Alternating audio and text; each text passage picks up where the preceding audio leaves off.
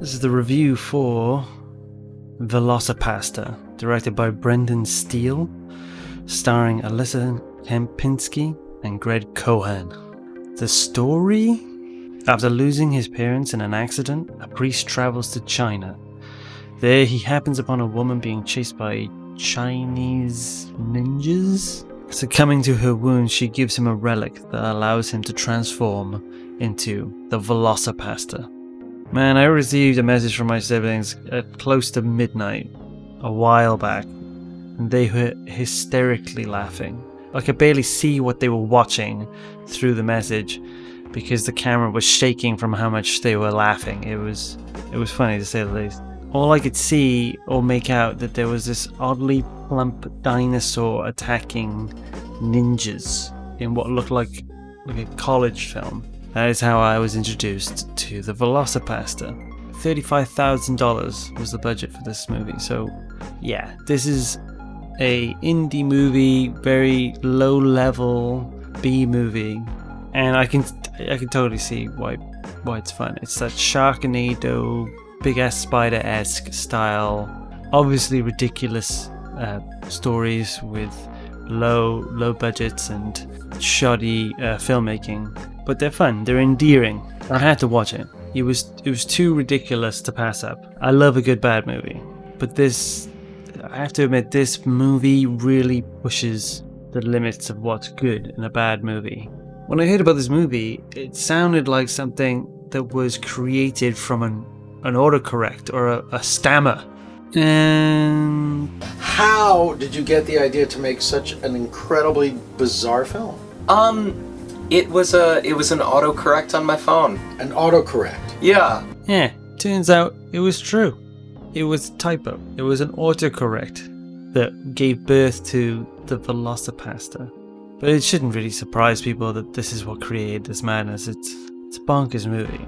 The price of the movie itself is the price of a car. You know, it's the price of a Tesla. It's crazy that a movie could be made for that much. Sometimes though I think to myself, like, if you didn't really pay people that much money and you were just making a movie for fun, it could be even cheaper. $35,000 seems like a lot of money to me. If I had $35,000 right now, I wouldn't use it to make a movie. I would probably do something else, like invest in something to get more money to make a better movie. But there's serious love in what makes this movie. I can see it. I've watched the behind the scenes. I've watched some interviews with the director Brendan Steele, who is on a show with a man named Voltaire, who was also in the movie himself, this gothic fellow. It doesn't really matter whether or not the movie itself is only $35,000 or $300 million, that being the budget for Spider-Man 3, and I don't know if you know, but that wasn't a great movie. And that is infinitely more expensive than this movie, but still the money itself doesn't guarantee or ensure higher quality or a better movie or a more engaging movie. Velocipastor, I wouldn't say it's a terrible movie. I think the strength lies in this movie and in its performances, which is funny because, you know, usually that's the first thing to go, is terrible acting is the mainstay of any bad movie. But in this one, I felt like the stars in it were especially quite professional. But it was weird because their performances were so strong, it kind of cut through what the movie was trying to do. It was trying to be a bad movie, but their performances were more like they were trying to make a good movie, and it didn't quite ride the line. It was more in between the two instead of being one or the other, and that's a shame. I know it's stupid and self-aware, but there weren't really any moments in the film where I thought, oh, that was interesting, or I saw anything that inferred a high level of knowledge of filmmaking or the craft. So the whole time I thought, well, this is just bad. That being said, I did laugh quite a lot, and I probably would have laughed even more if someone was with me. There's a pimp in this movie who is hilarious. I thought he was the best out of everyone there, the best actor and the best performance by far. He even Bic shaved his head so that he'd have this gross comb over. I mean, that's dedication to the role right there. I mean, that's Daniel Day-Lewis. The other actors in this film, they don't really get to wrestle much with their characters. There's not really much going on that allows them to do anything because it's a B movie, but at the same time, it just, it's still bland. And I haven't really seen any films like Sharknado or Big Ass Spider B movies or anything like that. The only kind of B movies I've seen are things like Black Dynamite, which is obviously a blaxploitation parody.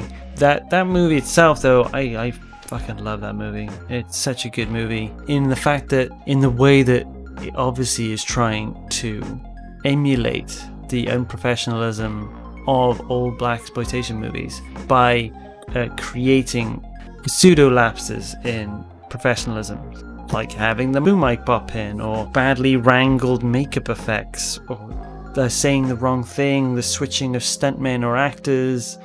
That to me is a really good movie, but parodying B movies. I don't know, when I'm watching something like this, it didn't do anything that I thought that was fantastic for its merit. You look at something like, say, the Blair Witch Project.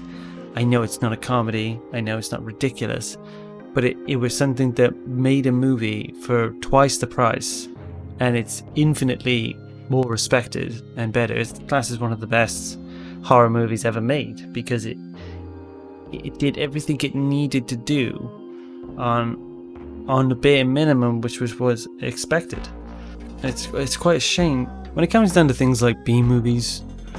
Wikipedia terms a B movie as, on the one hand, the primary interest of inexpensive exploitation movies is prurient, and on the other, many B movies display a high degree of craft and aesthetic ingenuity.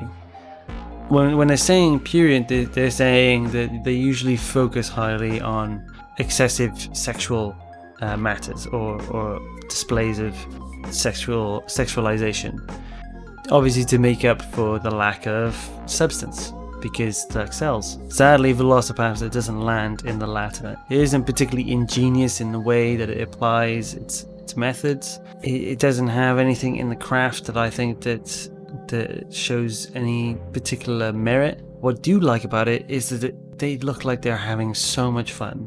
It looks like such a silly ride and such an interesting thing to do. Obviously, if you're going to attack it in a critical manner, it is not a good movie. And I wouldn't say it's a particularly great movie to watch with other people unless you're just watching it to mock how silly it is. But I bet you if I was there filming it, I would have fucking loved it. I would have just enjoyed being in a stupid field with a guy dressed as an obese velociraptor taking on ninjas. It would have been amazing. But it would be something that I would probably watch amongst my friends and then probably never share with anyone because it would be for me and for no one else. I think I'm being a bit harsh. I do feel like I'm being a bit harsh. Here's something I think that really works well. There's a TV show called Ikea Heights, and in that show they have a full-on series, a story going on that's filmed almost entirely inside an Ikea showroom. That's genius. That is the latter when they're talking about the definition of a B movie. That's incredible. I mean, it's got great lighting. You've got all these different types of sets that are just ready-made for you. And all they were doing is exploiting the fact that the people who worked there weren't particularly bothered with what was going on. That's awesome. That I love. And it's super interesting to watch, and it's super interesting to see how they did it and how they got away with those performances around real people who had no idea what's going on. Maybe that just comes down to me being more impressed with the craft and how things are done as opposed to just things done for the sake of it. You could probably say that's the reason why people have a problem with major blockbuster movies these days, because a lot of those movies are just done for the sake of it and for money, obviously, but don't really care about how well it's done or how well it's performed. I have to say it's sad to say, this is a critical miss. For me, personally, I would say don't watch it. But if you want to watch it for fun with friends, get high, get drunk, whatever, and you just like those silly kind of movies, I could say it's worth watching. Go for it. But particularly for me. I didn't particularly gravitate to it. I didn't think I found any moments in it where I felt like I was watching anything fantastic. But still, it's still funny and it's still silly. I'm gonna try and make sure that I do reviews now, like at least twice a week. So hopefully I can keep this going after everything that's happening with Corona and so on. When I go back to work, do my day job, I would like to keep doing this. So if you're watching this, I really appreciate you watching, and I will try to maintain a steady schedule so that I'm always putting things out. I love film. I love talking about film. So thanks again. Please like and subscribe. And I'll see you in the next one. Thanks. Bye bye.